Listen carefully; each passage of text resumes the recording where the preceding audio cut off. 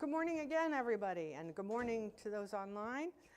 My name is Reverend Susannah Currie, and this is August 4th, I believe, 2025, second week of Freiburg New Church Assembly, first lecture of the week. And my topic is Eternity is Here and Now. And we're going to start with a little meditation, here and now. So get comfortable. If you can, put down anything you're holding. If you feel so moved, put your hands face up on your lap.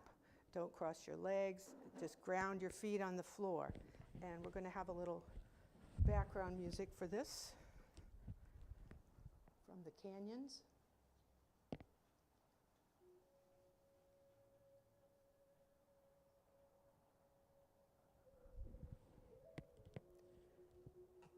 And now close your eyes and make any adjustments you need so you can feel comfortable, alert, and relaxed. Bring your attention to your breath. And in order to practice keeping your attention there, silently count each breath as you breathe in your normal rhythm until you get to 10.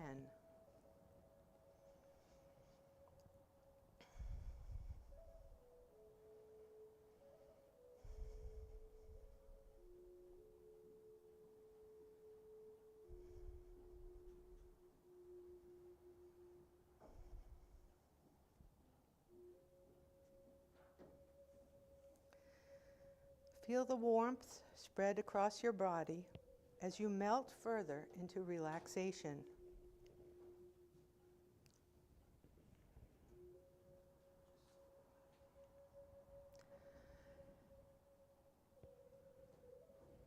And now focus on your body, taking a brief scan from head to toe, identifying parts, movements, or physical abilities that you can appreciate. Maybe say a silent thank you every time something comes to mind.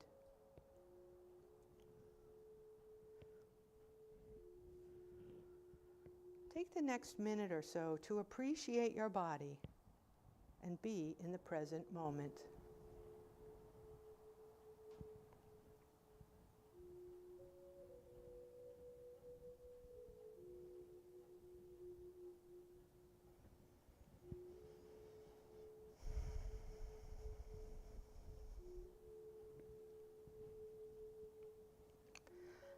Now bring your attention back to your breath as your body hums with love and appreciation.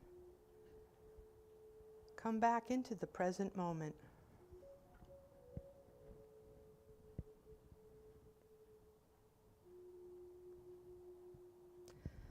Imagine a circle being drawn a mile around where you're currently sitting, and turn your attention onto everything within that circle. Perhaps it includes your living space, trees, animals, loved ones, neighbors, or even meaningful locations. For the next minute or so, let your mind scan everything within the circle and say thank you for each of the things you identify.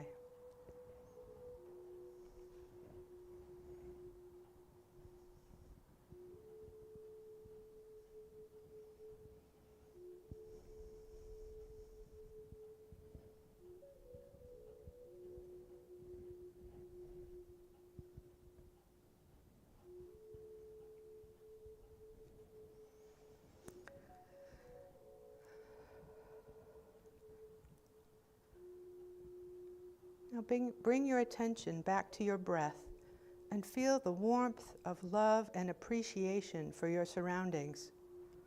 And take a deep breath.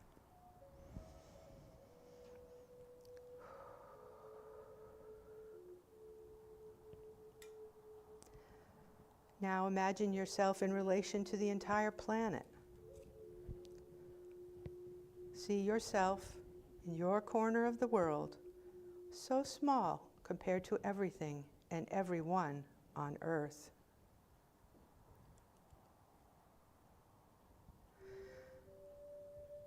And also recognize how significant you are as a part of this beautiful human race, and be in the present moment here. Take a minute or so to think about all the reasons to appreciate the world around you and say a silent thank you as you identify each of them.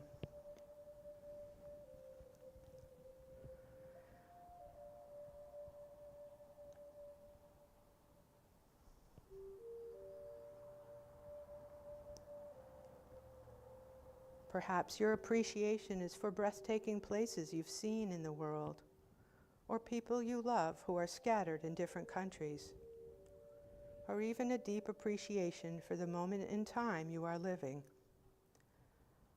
Whatever you discover, take a minute to show appreciation for it all.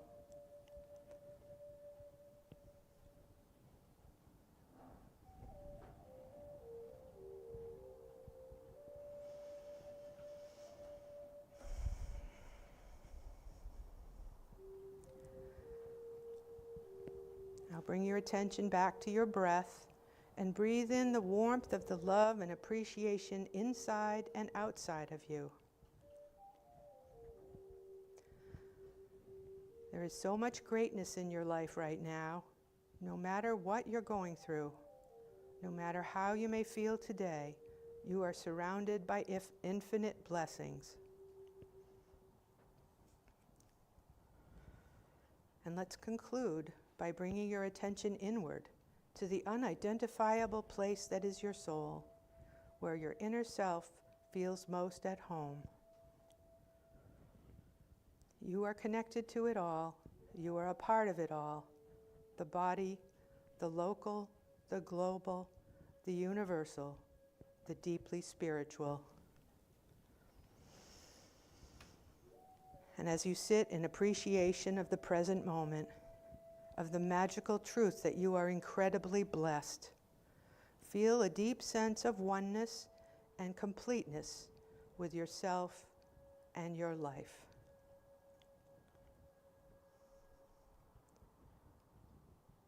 Namaste.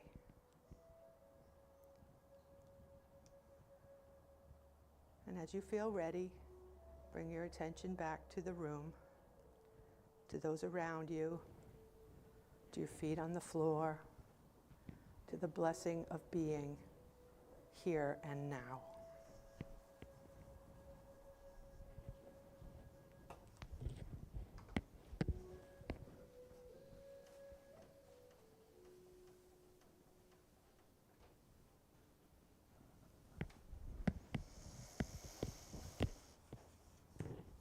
Here we are.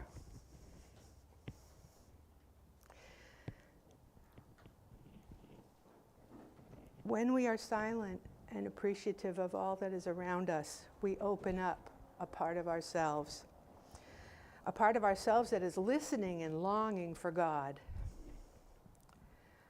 You may have had a thought come to you, or simply rest in that silence.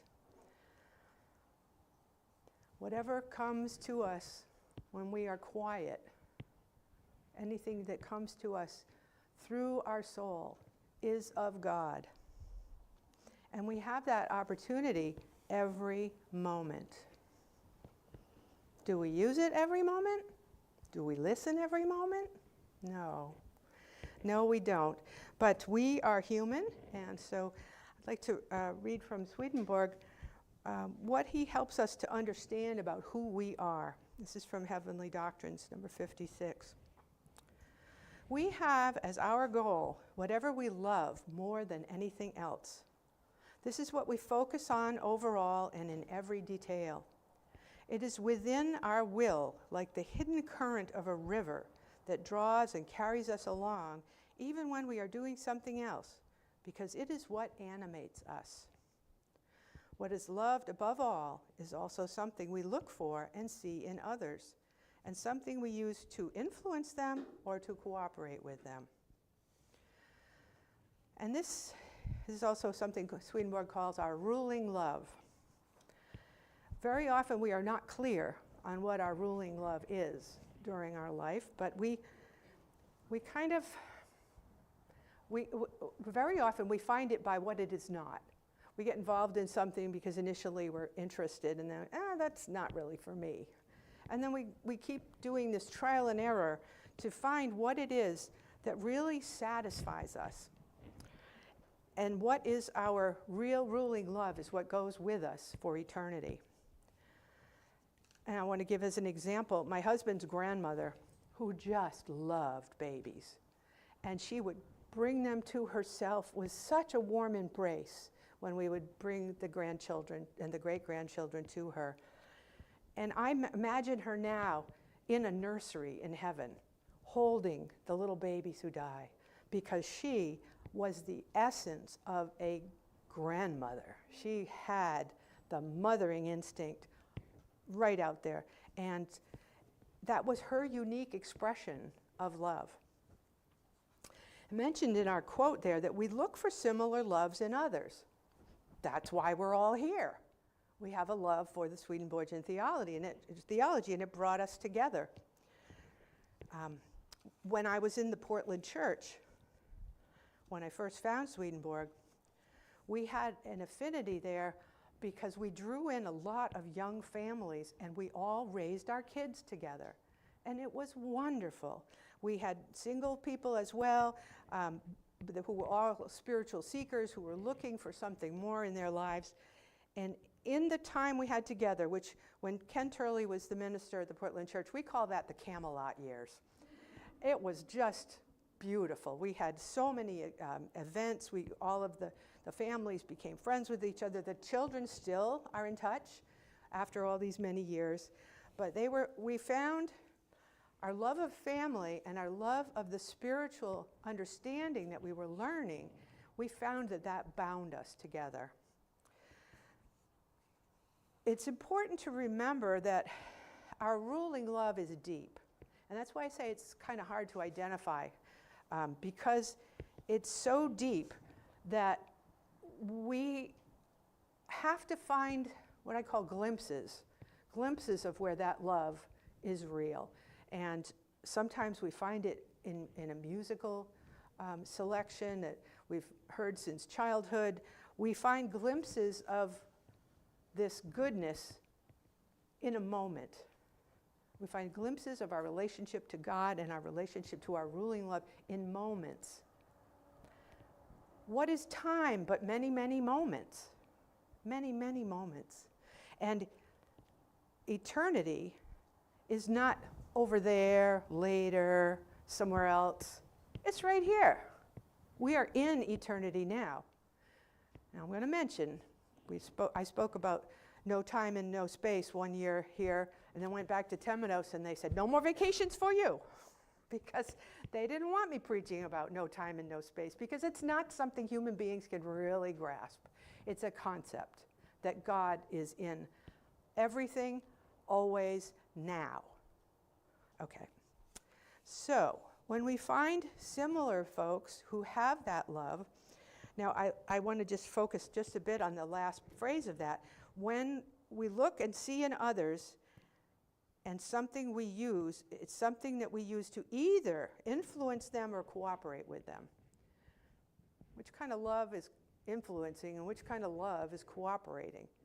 I think we can see that if we use a similar love to dominate others, that's a selfish love, and that's down the scale of the four basic loves, of the love of self, love of the world, love of others, and love of God. So what we aspire to is cooperation with each other. Somebody asked me this morning why I volunteered to clean the bathrooms. That's because Emily said we can't leave the meeting until we get a volunteer. Wasn't like a great desire to clean a bathroom, but cooperation among us and all of our efforts pulled together makes one camp, makes one beautiful experience for all of us. And frankly, it was past my bedtime. So I want us to just sit for a minute with what might be close to our ruling love. A love of something that brings us into the present moment, gives us a glimpse in it of God's presence with us. Times when we find pleasure, gratification, satisfaction, happiness, heartfelt joy. Can you think of something that is in your life that gives you that feeling? Just hold on to that for a minute. Because we also have the other kind of experiences. We feel unhappiness, we feel misery, we feel longing and discontent, we feel lack and despair when the ruling love is missing in our lives, because that is the love that is right here, right now, and keeps us going. So what is the love for you that in that present moment, when you are with that love, time does not exist? When you hold a brand new baby, time does not exist. It is quite literally the only moment. When you're playing music that you get lost in, time does not exist. You are in a holy moment.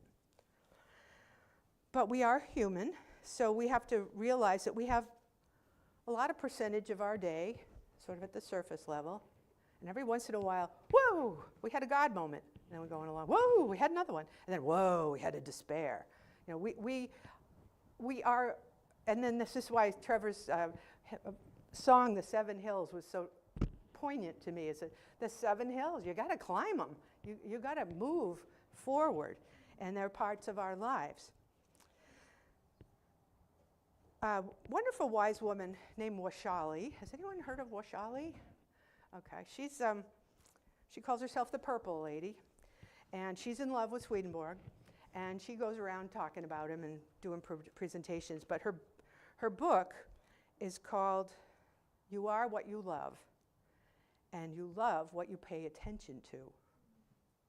Your attention is a choice. You can pay attention, or you can be anywhere else. It's your choice. When you pay attention, you are giving your love to what you're paying attention to. And as we heard in the scripture this morning, you know, who is the neighbor? Who acted as a neighbor? The two supposedly, you know, the Levite and the priest, they walked by on the other side. The neighbor who reached out in love was a Samaritan. And as we know from Bible history, that the Samaritans were not always appreciated. But yet, the love of that traveler to help the person in need, that was a moment where he paid attention, he offered his love, and the person was helped and healed and brought into a home where he could be taken care of. We don't always have to go that far, you know. He was offering his money and his travel, and it got him to the place to be healed. But in any moment, when you have a choice, that choice will live with you to the far, far reaches of your life, to, you know, your descendants after you even, that we choose God or we choose ourselves. That's our choice, every moment. Now we want to maybe consider that in any moment we're, let's say 70% choosing God, 30% choosing ourselves. We have to live in the world. So we balance, just like the hills, we have to find that balance with where we are taking care of ourselves and our families and the things of the spirit, of the physical world, but also saving a big part of our attention for where is God in this moment for me? How is God speaking to me in this moment? God spoke to the Samaritan and gave him compassion for the fellow on the road. As we move ahead in our lives, our love, or what we choose, is the reality of our life. And this, I want to read to you from Secrets of Heaven. Love is the underlying reality of our life. Every person in this world, every spirit, and every angel is exactly the same as her or his love. What we love is what we hold as our goal. Whatever we love and have as our goal reigns universally in us. That is through us and in every detail. Love is spiritual warmth and is what is actually alive in us. All the things within us, All the elements of our understanding and our will are arranged in a form that is determined by our dominant love. Love is a spiritual joining together. Therefore, all the people in the spiritual world are gathered into communities in accord with their loves. Our feelings are extensions of our love. Every pleasure, gratification, satisfaction, and happiness we feel, and every heartfelt joy relates to what we love, and its nature depends on the nature of our love. I love being here in Freiburg, here with all of you, being able to share spiritual ideas to help us all deepen our relationship to God. And I want to mention that God loves us even when we mess up. And when we have a selfish love that we act on, we make a choice, the Lord always can return us to good. The way I think of God as sort of the center of everything. And we can look to that center and say, yes, or we can turn around and walk the other way. We can walk away from God. But all we're doing is bringing ourselves into more darkness and more cold. And when we turn back to God, there's, like the sun, there's the warmth and the light and the understanding and the compassion that God has for each of us. Whether we have walked away and come back and walked away and come back. Does that sound like your life? Walk away, come back. You know, we're all doing that all the time. But the more awareness we have of how much better we feel when we are letting God into the present moment with us, letting God reach us, that love for God will allow us to find ourselves, because we are defined by our loves, as we heard. So we're defined by what we're putting our attention to and what we love. And when God is in that, when what we love is good, God brings results that we never could imagine. He opens up new opportunities for us with other people and institutions, and opportunities to be like the Samaritan, to be of help. It's tricky to pull that concept of eternity here and now into our minds. But that's why I did the meditation first, because we can pull it into our hearts. And we can, in our hearts, know, and that's not know with the head, but know with the heart. We should have more words for knowing. We don't. Eskimos have lots of words for snow. I don't know why we're so stuck on just a few words. But the internal knowing that God is present here and now with us gives us hope, gives us assurance that when we fall away, we will be brought back. Because the Lord constantly turns everything to the good. And you are no exception. God loves every single one of us, always has, always will, loves us when we're just the way we are, and there's the paradox, and inspires us to change. So these two things, it's hard to hold those two things in your head because it's a human paradox. For God, that's no problem at all. Loves us just the way we are and inspires us to learn and grow. So this present moment is your only opportunity. You're going to choose God, you're going to choose good, you're going to choose compassion, or not. And the not is just turning away from God. I see that as a much healthier image for me than thinking that there's a bad place. Because even in hell, the Lord loves everyone. And my favorite example of this is the pickpocket. He goes to hell because he's been a pickpocket. God still loves him, but boy, is he in hell because everyone else is a pickpocket. And he never gets to have the satisfaction of doing evil. He just keeps having to deal with himself because all the others are like him. And this idea of the communities in heaven that are formed around common loves. I mean, don't you just love that? I want to be in a choir in heaven. I love to sing. I want to be around children. I love children. So the communities in heaven are around us now. It's not later. It's not some other place. It's right now. And they are drawn to us to be around us because of our loves. The love is what draws the angels and the spirits to us.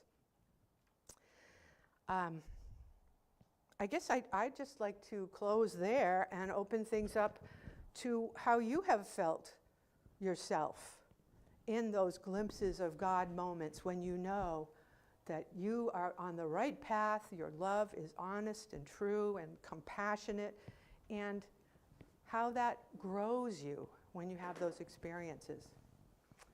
Any thoughts? Dave's got the mic. Thanks, Suzanne. My name's Lynn. Thank you, Suzanne. So great. Susannah. There we are. The learning curve of being new at camp. I just want to say that the children aspect that you bring up, I have 5 kids, and I'm so eternally grateful because when they're with me, there's that union and unity. Even if there's discord in it, it always returns to the bounty of love. Yes.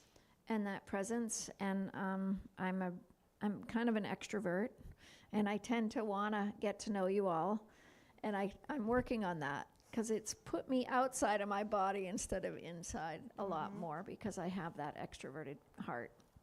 And so I think that internal change is always shifting me. And I love that idea of movement within our heavenly and earthly walk. So I just appreciate you. Thank you. Thank you, Lynn.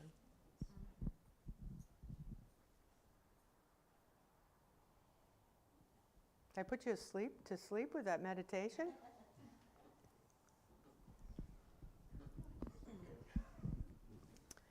I'm Jessie. I was thinking about the times when I'm just kind of blown away by someone else's compassion, especially someone that maybe I didn't know that well or just kind of didn't perceive them that way or something, but somebody's hurting or something's happened and they're so eloquent and it's just, they're embracing people, and I just think there's God right there. Like I had no idea that person had that capacity, but I don't have those words that they're using, and I don't, I'm just amazed by them. And so I think, well, yeah, there's that love that just comes out when it needs to, I guess. Yeah. And that's important to remember, that you may surprise yourself someday with that compassion coming out when you didn't even expect it. Yeah.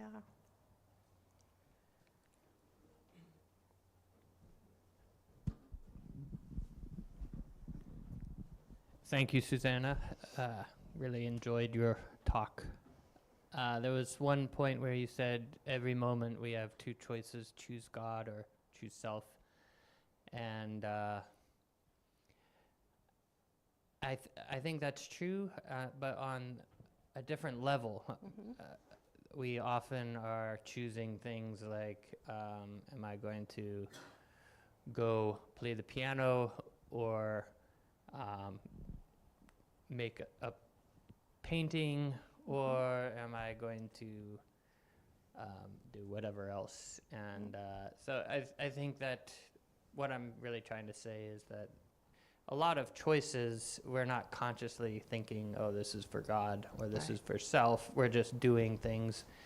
I guess I was thinking about the young people, and it might feel like, oh man, I gotta be either like a holy person or like I'm a selfish person. But I think that you can just live a normal life pursuing, not hurting people, and that's choosing God. Right. And choosing God has so many wonderful self-expressions. And that's what creativity is, that we have all these different ways. We can read, we can learn, we can do art, we can sing, we can dance. And these are all good things, especially when others are invited in. And I think that, for me, is one of the ways I help know whether my choices are a little bit selfish or not, is, am I inviting anyone else into this experience with me? Am I looking out and embracing others, Or am I just looking in and saying, I want to satisfy myself? But there's so many ways that God moves us to do wonderful things. Guard? Hi, Guard Perry. Thank you, Susannah. Thank you, Kent, too, for that. Just with a language thing that God and self, and then just to distinguish, maybe helpfully as you did, selfish. Mm-hmm. So to know God is to know oneself. To know oneself is to know God. God is within, and we've been given this a self. It's who we are, so it has a soul, it has senses. So the words self and God are, in some traditions and in ours, is we must know ourselves. Mm-hmm. God gives us this gift to know who is animating ourself, and therefore we know God. So there's a kind of dance within who we are just that way. And Kent observed, of course, that these choices we make between various forms of good, really. Mm-hmm. Selfish, of course, happens, and I'm just reminded, at least speaking for myself, there are two kinds of selfishness, I think, for me. One, I sometimes need to be selfish just to withdraw, take care of myself. I can't be outgoing. I need to be away because I'm hurting. I'm wounded in some way, and I can be very helpfully selfish in that regard, and this is part of self-knowledge. Important. Self-care is not selfish. That's right. And if I were to go to the selfish part, sometimes I find I really goof up. I've made a mistake. I'm awfully sorry. I wish I could have reached out to that person. They were asking for help. I could not respond at that time. But then I'll say, please help me. So a little prayer. Lo and behold, there's the same person another day later, and there I am. And the same opportunity just comes right there. And that time I did okay. So we're wounded people sometimes, and I think this is how sometimes people contract. I'm speaking for myself. I'm going to take a minute just to say something about the parable. Okay. And while I do so, I'll be welcoming anyone to raise their hand, because we do have some time. I happened to be at in a service, actually, where the minister, very good minister, not in our denomination, gave a sermon on this. Mm-hmm. And I was reminded that,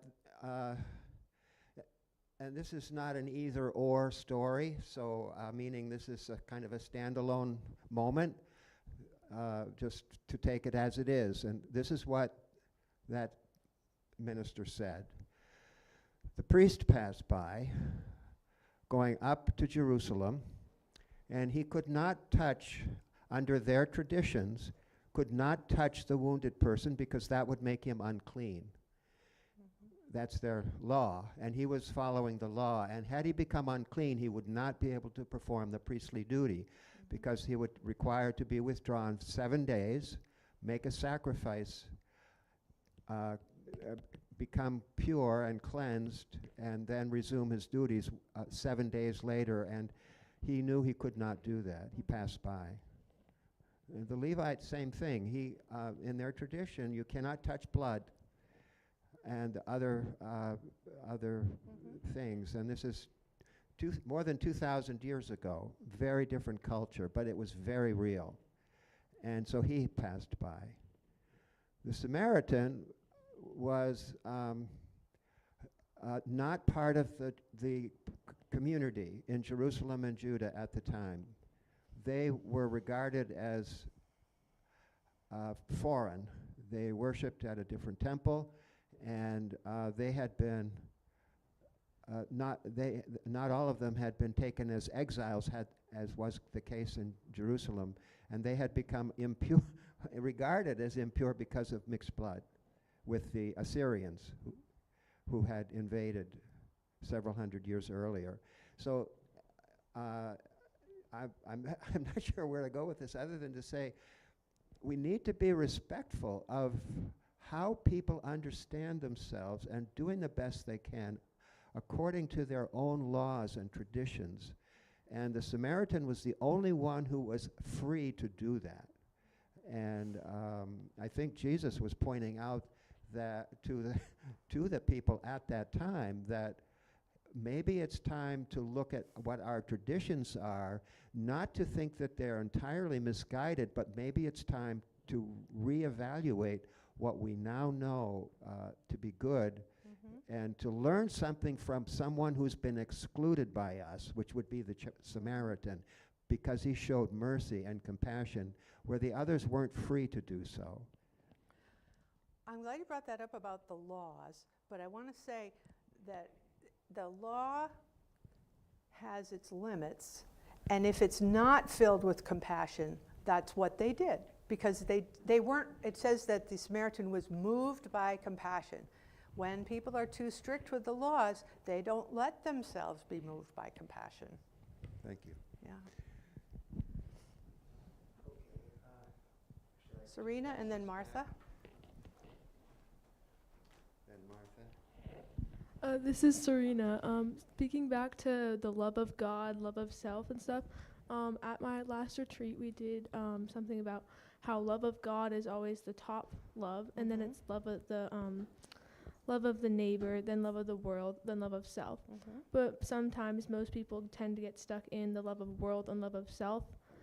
And love of self can become selfishness, and you can just get trapped in yourself. But then love of the world, you can get trapped in there from like an addiction of some sort. From like most of us teens probably are addicted to like our phones or something. Someone like addicted to a hobby, which makes you separated from God and part of the world. That's a good point, Serena, especially because two same actions, you could have the same action and one person is doing it from love of others and another is doing it from love of self. And that's when it says that we can use this common love either to collaborate or to influence. So we could influence someone, oh, you got to be like me or you're never going to go to heaven. But everyone has to be themselves. And I think the most powerful expression and I said it last night, is you be you. God wants you to be you. And to find where the proper orders of those loves are, and love of ourselves, we got to take care of ourselves. That's a natural love. We got to take care of our environment and our homes, and then we reach out to others. And that's well, as you can see, like the old man I used last year, you can flip him any way you want. He can go upside down, right side up, sideways. You know, we can have our loves inverted, or we can try very consciously and intentionally to put love at God first. Martha? Yes, as Susannah said, I'm Martha. I was thinking about the rule in loves, but I can think when I don't absolutely know what it is. I love being with people and I love caring for people. But also, I can tell when I'm not. When I've said something or done something, especially if I gotta say it, if my husband just irritates me and it gets under my skin and I lash out or say something I know, then immediately I feel awful. So then I know that's not my ruling love, that I've veered from it. And so I can tell more when I'm not than when I am. Very good point. Process of elimination. When we have feelings that's not comfortable, we can look at what are we doing that makes us feel that way. Our feelings are such a good guidance system for whether we're, as I said in a sermon I did a while ago, are we in the flow of God coming into us, or are we in the flaws of life? Because we have a lot of flaws. We do make mistakes. And that's why it's so important to remember that God loves us right through that process, whether we're listening or not listening. Yes, I think that when I started raising children, I felt more compassion toward God than I did before. Yeah. Anyone else? Trevor?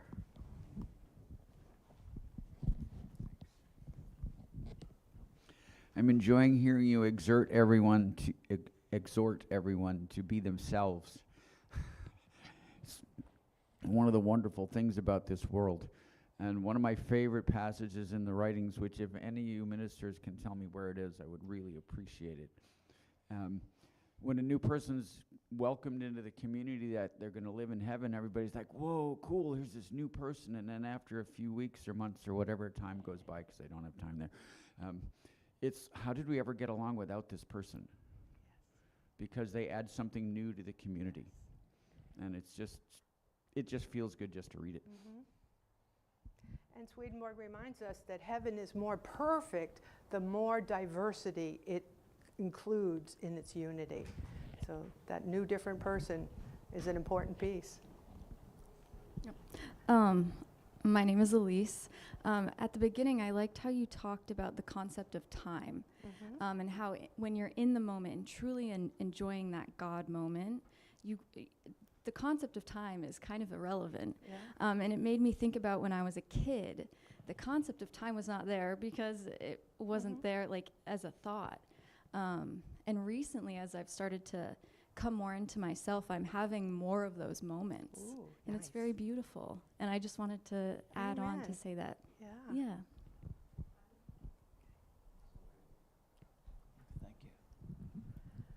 Okay, I'm Hugh Odner, and I want to go back to what Gard was saying about the minister who talked about the traditions of the priest and of the Levite, which were more than traditions. Some of those things about not touching blood and about being pure, those were commands in Mosaic law. So there, you could understand a struggle going on. Mm-hmm. Do I follow the plain teachings that they were commanded, or do I go over and help this person, which isn't quite so clear? Yeah. And the Lord was saying to the scribes and Pharisees, by your traditions, you have made the laws of God of no effect. Right. And there are traditions, but then there were the commands Mm-hmm. that they had. So with us, I'd say we have to be very careful on the making of the judgments there. Mm-hmm. But the Lord knew what was in the heart, so he could make the judgment. Yes, and I like that Jesus did remind us that he didn't come to abolish the laws, he came to fulfill the laws in their real inner intent. And that was to love the neighbor, and that's greater than the law in the New Testament. That becomes the new commandment, the new covenant, that he will give us that ability to respond from our hearts, from compassion, and let the law slide, maybe. Gard? So I have the mic just to say that at 11, there's a discussion group in which a couple things have been raised which are pretty deep and pretty interesting. And we will have time to really talk about them at 11 in a very informal discussion, conversation context. So I simply want to remind people. And there's a minute left, I see, and if ever anyone would love to make a comment right now, that would be very welcome. Either I or Dave will hand you the mic.